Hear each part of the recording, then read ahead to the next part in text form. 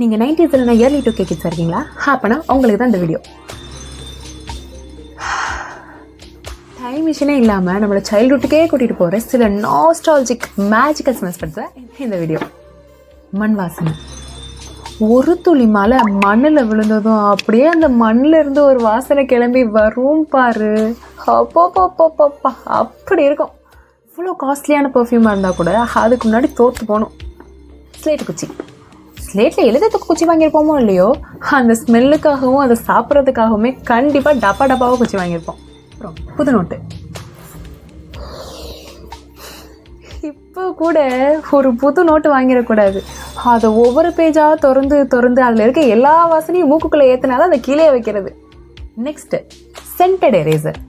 அது அப்போ வாசனை லப்பர் வச்சு அழிச்சா அந்த லப்பர் வச்சு அழிக்கிறதா இல்லை வாயில் போட்டு கடிக்கிறதாங்கிற கன்ஃபியூஷனே நாள் முடிஞ்சு போயிடும். Next boomer pen. Most favourite இந்த ஸ்கூல் டைமில் எழுதி அதை மோந்து பார்த்துக்கிட்டே சுற்றுற அந்த காலம் தான் ஞாபகத்துக்கு வருது. இந்த மாதிரி எக்கச்சக்கமாக இருக்குது. புது பெயிண்ட் ஸ்மெல்லு, பெட்ரோல் ஸ்மெல்லு பண்ணும்போதே நம்ம டைரெக்டாக சைல்ட்ஹுட்டுக்கே கூட்டிகிட்டு போயிடும்.